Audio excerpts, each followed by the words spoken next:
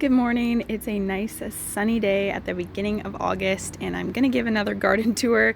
Now, I've been neglecting watering my garden for a little while, so this isn't the most fantastic August garden tour, but I wanted to show you what could happen if you aren't up on your watering and you kind of have like a little bit of gardening burnout mid-summer. I want to show you everything that may have survived. Some of my plants did so well even without the watering, and some of them really didn't. But I want to show you what you can kind of still get out of your garden at this time. It's mid-August, and so I'm gonna take you on a little tour. So these are some plants that I actually bought those two and was given this one. Just haven't gotten them in the garden yet, but I want to show you what they look like now, and hopefully in a little bit I'll have them in the garden with some watering and then they'll bounce back. So we'll see about those. Over this way we have a few herbs. Now, the yarrow flowers, these white ones, have been doing really well. Even with no watering, they've stayed green. They've been producing flowers. These guys also, I believe, grow natively around here, so I suppose that's why.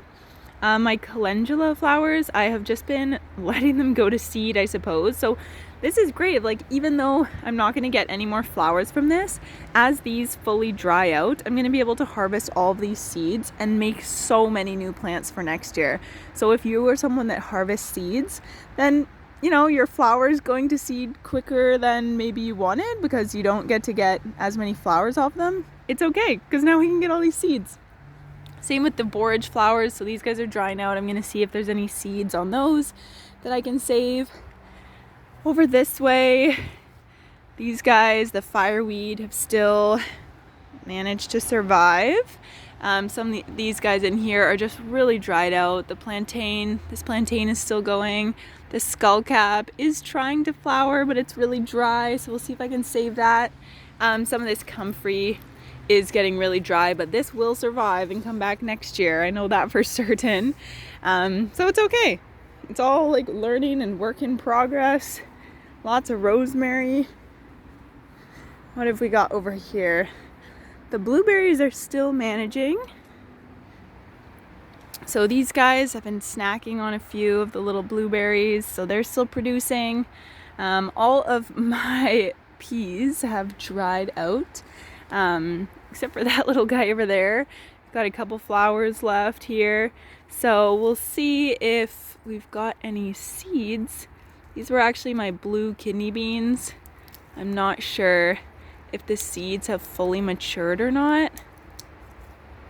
Wow, it is still blue. Check it out in the light. It's kind of like a bluish purple. That's really cool. Hopefully they matured enough that they will germinate next year. I'm excited to see about that. I still have my flax, so all of these flax seeds, there's flax seeds in all of these, and I'm gonna try to make take the fiber out and make some twine, so I can still harvest the seeds and the twine from the flax, which is exciting. I do still have some carrots in here they could still be going, so I'll have to update you later on that. All of the strawberries are kind of half surviving, but they got really dry. Again, here's some flowers that are still doing okay. Here's those yarrow again. These are the potatoes. I just pulled these out, so the potatoes actually did pretty well. I got a little small bowl full of them. Here's what the potato looks like. So this was the potato that was growing the plant, and it's kind of just this squishy potato left now. So I thought that was kind of cool. That's the one that started kind of the seed. And then I was pulling all these out, and there was little chunks of potatoes attached to the bottom of all these. So I'm going to chop those up and just kind of compost them in place. All these herbs have dried out. Awkward.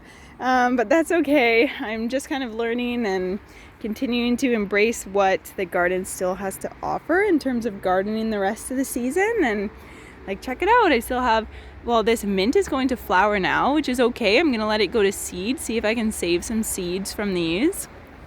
The rosemary's still going. These radishes had gone to seed a while ago, so those are still here. The dill is now starting to go to seed. And this is super cool. So this lettuce, I don't really like use lettuce too often, I suppose. So I just wanted to see what would happen if I let it all go to seed, because I've actually never seen that before. Because I know most people just pull their lettuce out as soon as it like starts running or starts flowering. And so I let it go to seed, and this is like super interesting. So at first I thought it was going to be these little white bits that are the seeds, but they're actually attached to the seeds.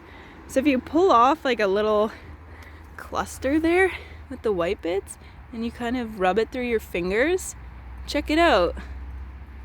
There's all the lettuce seeds coming out, and then you kind of have a little bit of plant material that they were all cased in, which I'm just throwing back into my garden.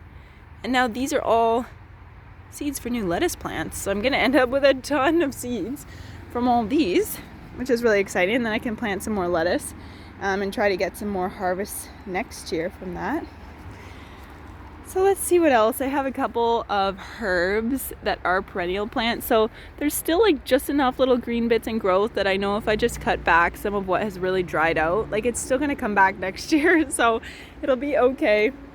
I just won't really have any harvest left for this year. Same with the strawberries. So I'm gonna just cut back a bunch of what is dried, and we should still get some coming back. The peppermint is also starting to flower.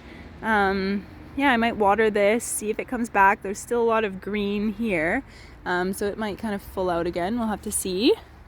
It does look like some seeds are getting close on the basil, so I'm really hoping to harvest some of those basil seeds. Same with these peas, like I've just let a bunch dry here so that I can harvest the seeds. Got some kale in here. The kale is like somehow still going. It's kind of bluish. I'm sure this would be like quite bitter and tough. But I'm gonna just see how long I can grow that kale. I might cut back some of these older leaves and then start harvesting some of these little baby ones that would be like a little less bitter. Once I water it, I think it'll kind of continue growing again. And I might see if I can overwinter that kale, because here in Victoria, I think that might be possible. Oh, check this out. I don't know how well you can see that, but there's like a little spider web right there. So it's kind of cool. It's a good reminder too of, even if there's a bit of time where your garden hasn't been producing for your family as much, it still is providing good homes for all of the little animals that are out here that are also needing all of these plants. So there's some wins there. So yeah, just some reminders that even if you absolutely neglect your garden for a bit, there might be a few things that surprise you that end up so tough, and they keep going. And there's a lot that you're going to be able to save, and that's going to come back next year. There's a lot that you're going to be able to harvest the seed from. And there's a few, like the carrots hopefully, and my potatoes and my flax, that like they might start looking like they're really dying, but that's actually like when they're ready to go. So it's kind of an interesting process, the grieving and the new life and the harvests that come at all these different stages in the year, and harvests of all different sorts. Like I said, like seeds are a harvest in themselves, and that can be really exciting and really fun, and still a great way for you to learn and engage with your garden.